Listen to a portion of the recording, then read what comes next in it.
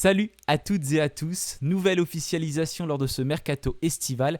Cette fois-ci, c'est le milieu défensif Aron Chongwei qui rejoint l'AS Saint-Étienne en provenance du championnat suédois. Dans cette vidéo, on va présenter le profil de ce milieu de terrain hongrois de 25 ans. Est-ce qu'il peut exister une certaine complémentarité, en tout cas d'un point de vue data, avec nos milieux actuels comme Mahmoud Jaber, Luan Gadegbeku et même Eymen Mwefek? Est-ce que c'est un profil qui est semblable à celui d'Abdoulaye Kanté ou de Florian Tardieu, deux joueurs qui ne sont plus à Saint-Étienne actuellement? Quel va être son rôle? On va essayer de répondre à ces questions dans cette vidéo. J'ai également trouvé une interview du joueur, donc on va pouvoir également avoir quelques éléments de réponse sur son profil, sa façon de jouer et sa polyvalence. Avant de débuter cette présentation, déjà, merci à toutes et tous pour votre fidélité, pour vos retours sur toutes les dernières vidéos. Et puis, comme d'habitude, n'hésitez pas à mettre plein de likes pour soutenir la chaîne, de vous abonner. Et puis, nous, on se retrouve juste après le générique.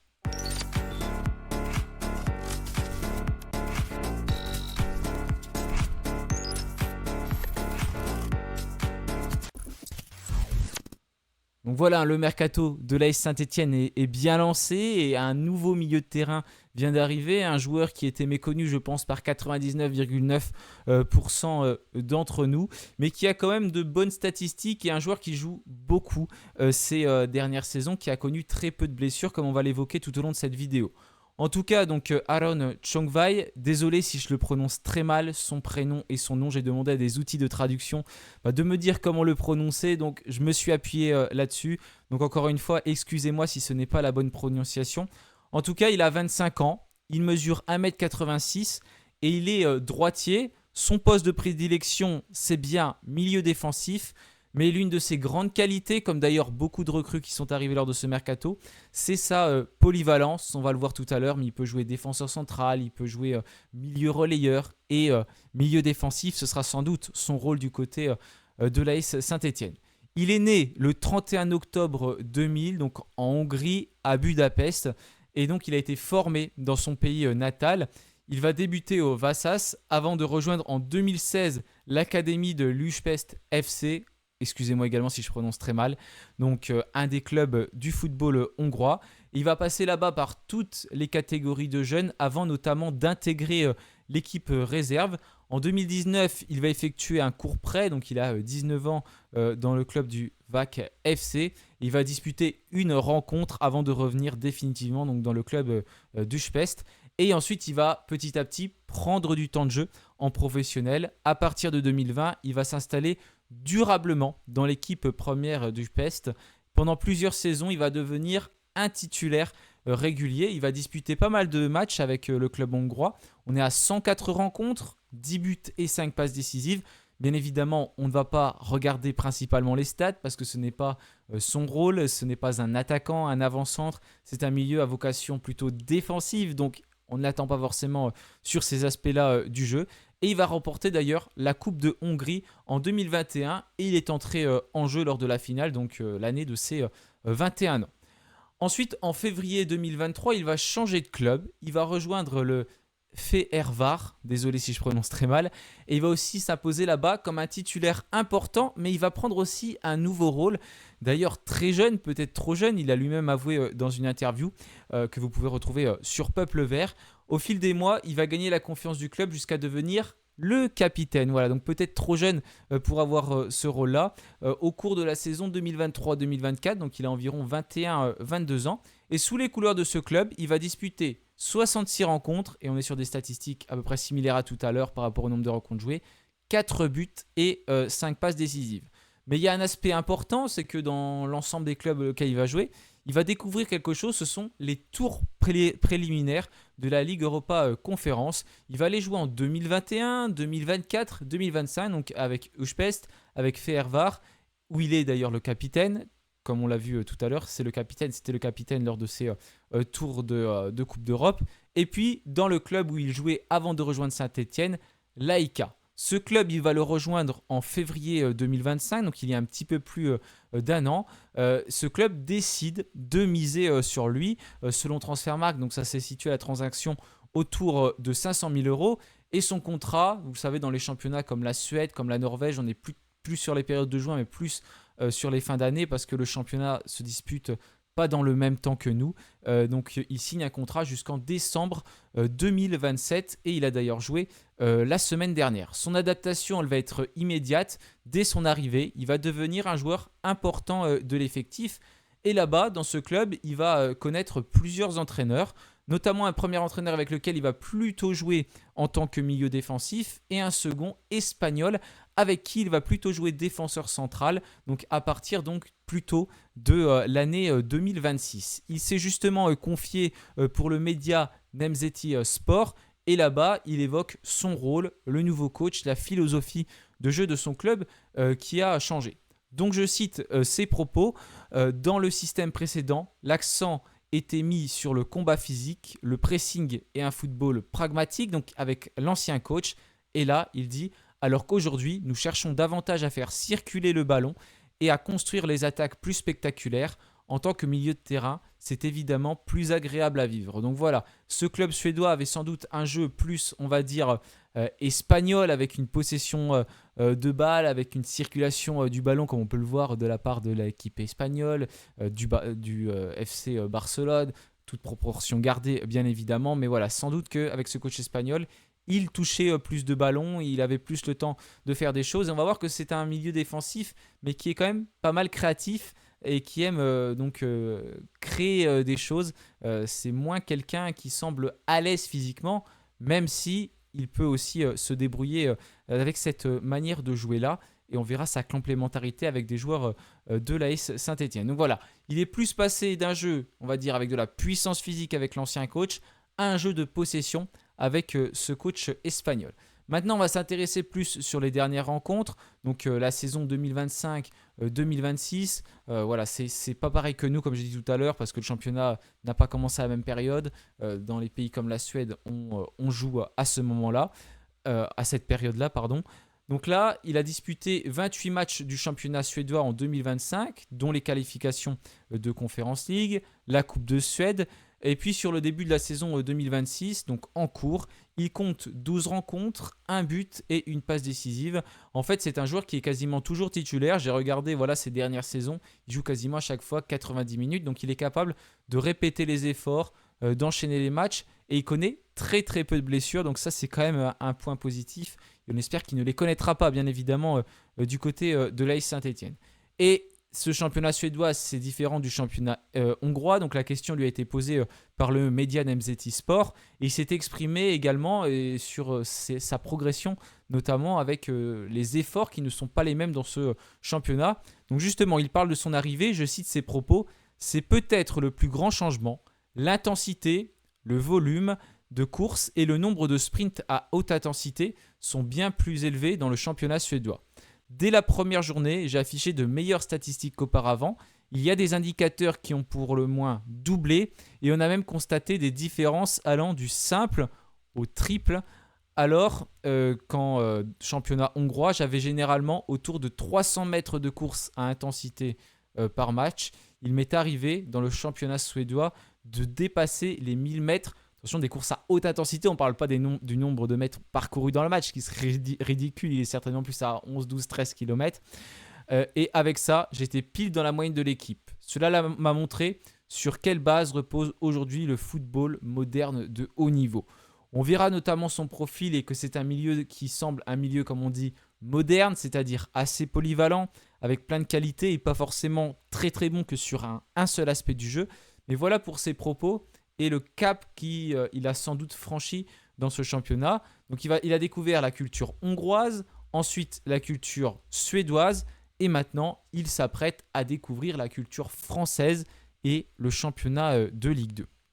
Je vous parlais de sa polyvalence tout à l'heure. Donc c'est pareil, c'est l'un de ses atouts. Il est capable de jouer un petit peu partout, même si on va sans doute l'attendre plus comme milieu défensif. Même si son poste principal est celui de milieu défensif, il a déjà joué à pas mal d'autres endroits. 68 matchs comme défenseur central, dont beaucoup en 2026, comme j'ai dit tout à l'heure. D'ailleurs, c'était plutôt son poste cette année avec son nouveau coach où il a joué les 3/4 de ses matchs en tant que défenseur central. Je me suis trompé, j'ai dit milieu défensif. Donc, c'est 68 matchs comme défenseur central.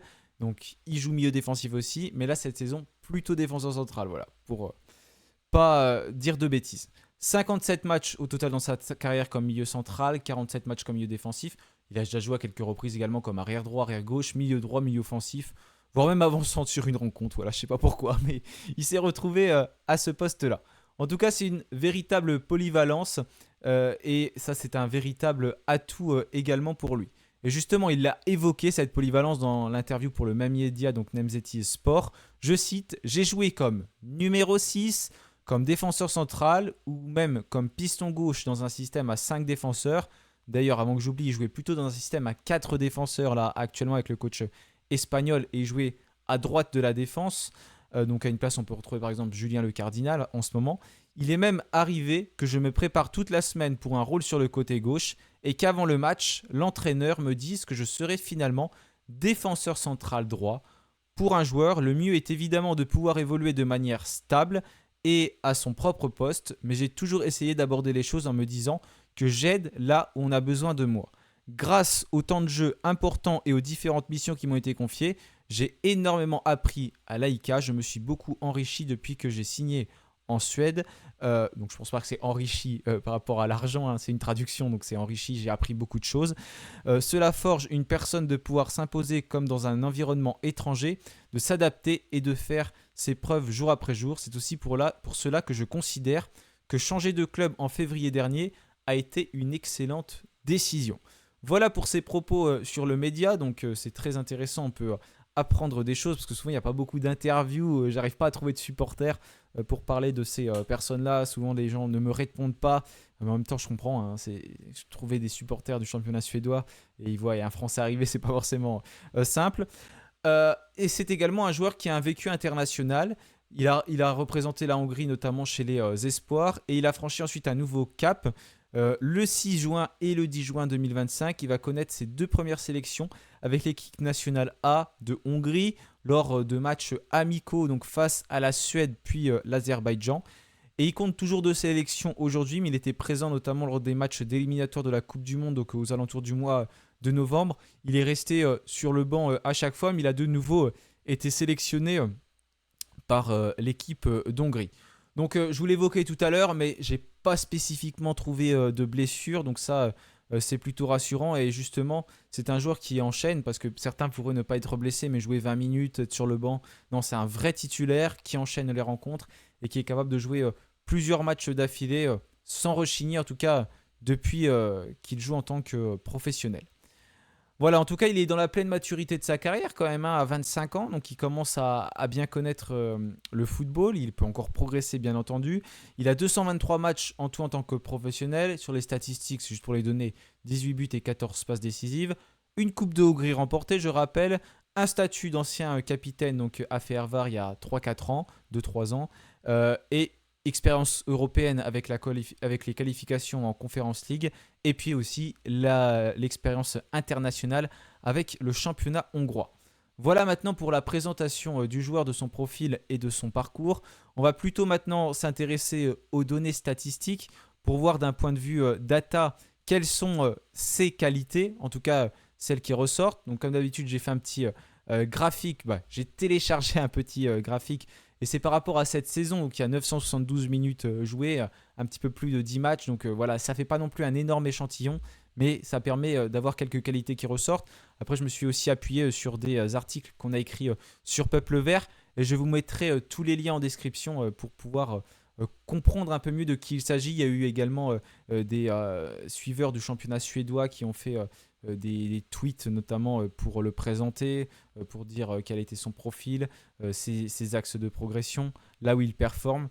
Et vous pouvez retrouver tout ça également. Et bien sûr, le meilleur moyen de savoir, ce sera de le découvrir lors des matchs de préparation. Alors, on va tout d'abord commencer par ses points forts. Donc là, il faut bien prendre en compte que c'est surtout au poste de défenseur central, parce que comme je l'ai dit tout à l'heure, cette saison, il a surtout joué à ce poste-là. Mais ce qu'il en ressort, c'est que malgré le fait que ce soit au poste de défenseur, il y a quand même des qualités qui sont dignes plutôt d'un milieu défensif.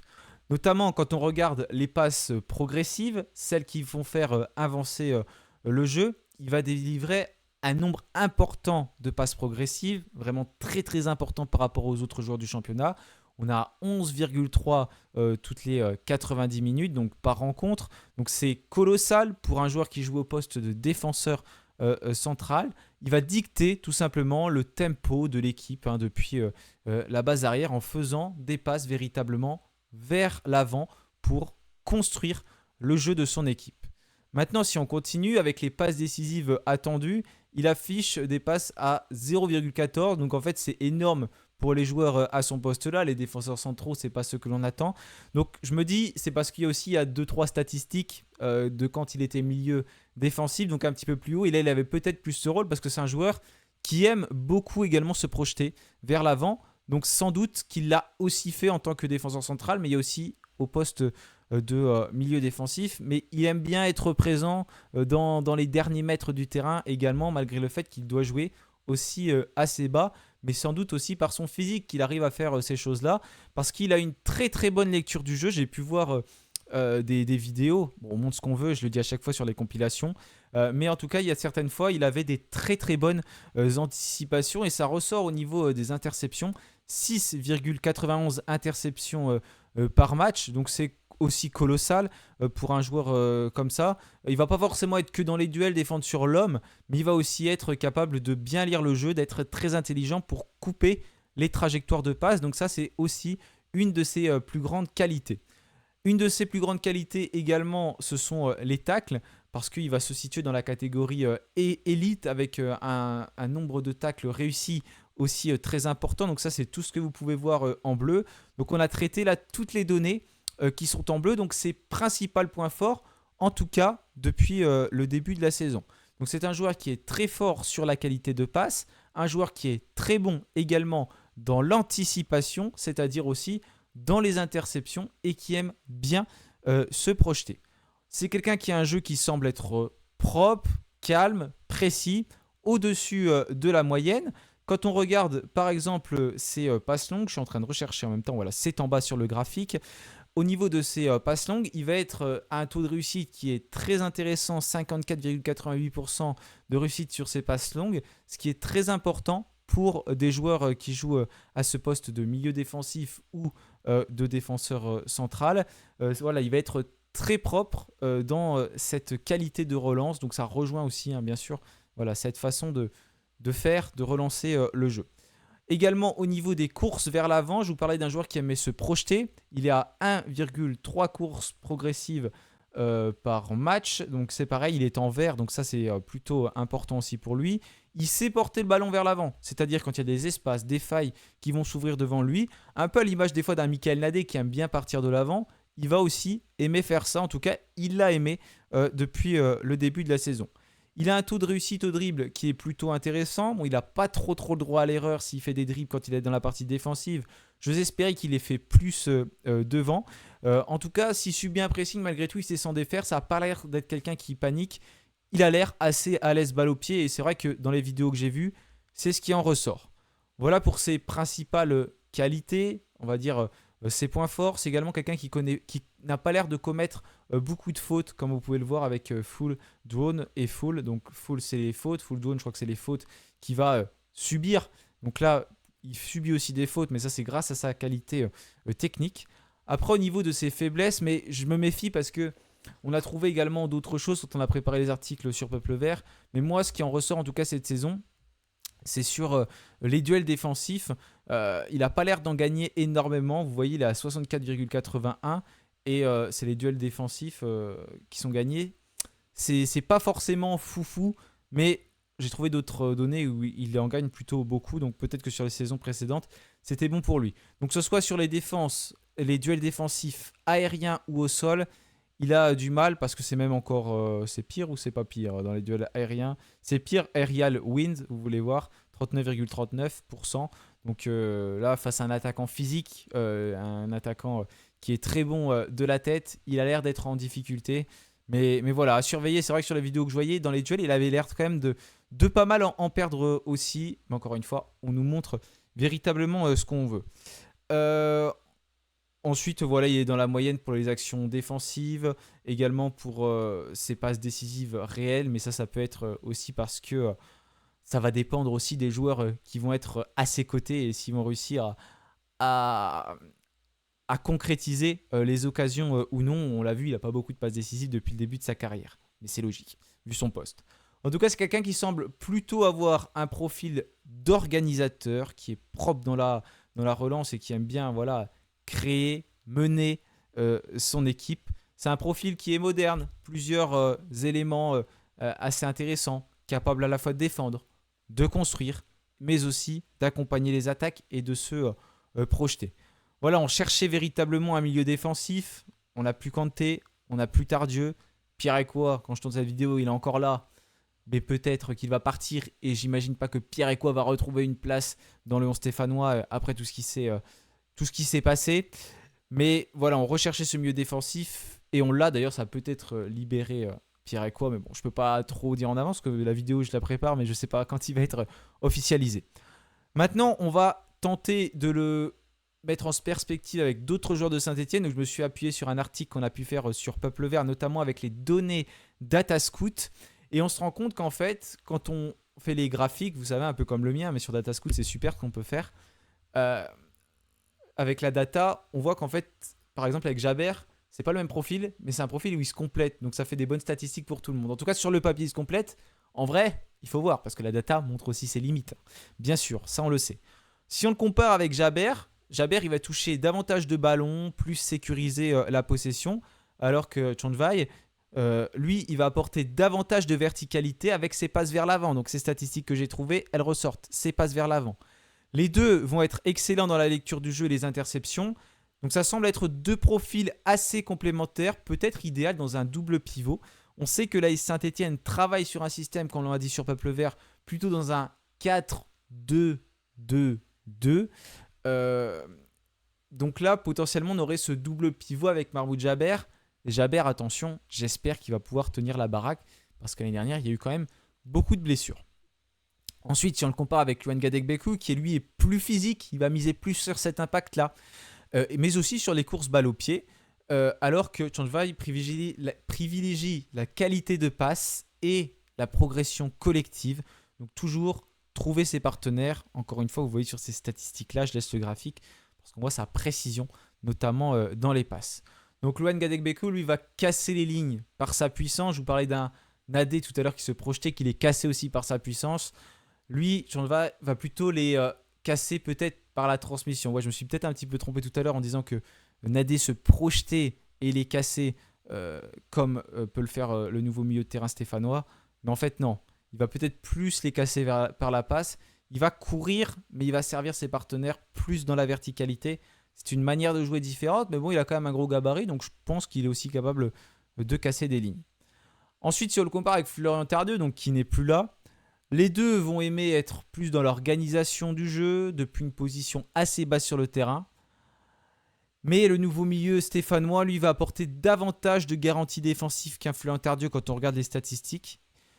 Parce que là, voilà, dans les statistiques qu'on a vues donc sur Datascout, il va être plus présent dans les duels aériens. Moi, c'est pas ce que j'ai trouvé, mais là, c'est ressorti. Et dans les interceptions, donc là, on est d'accord, par contre, pour les interceptions. Et ça va être un profil qui va être plus complet dans les transitions défensives. Maintenant, avec Aymen Mouefek, ça va être un milieu qui va être très explosif. C'est d'ailleurs le plus explosif de l'effectif. Il va éliminer, grâce à ses dribbles, ses accélérations, ses projections. Également, Aymen Mouefek, on sait qu'il aime aller haut sur le terrain, même s'il manque peut-être de spontanéité devant le but. Et encore une fois, Chonvai va lui accélérer le jeu par la passe. Donc c'est deux profils qui sont différents mais qui peuvent être tout à fait compatibles. Donc là, il va falloir voir comment on va s'organiser.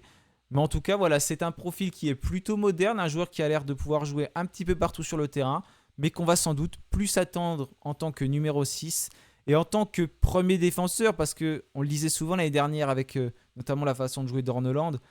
Le numéro 6, il faudrait peut-être qu'il sert à défendre et à aider ses partenaires. Et bien là, Chonvai, lui, il connaît ce rôle de défenseur central.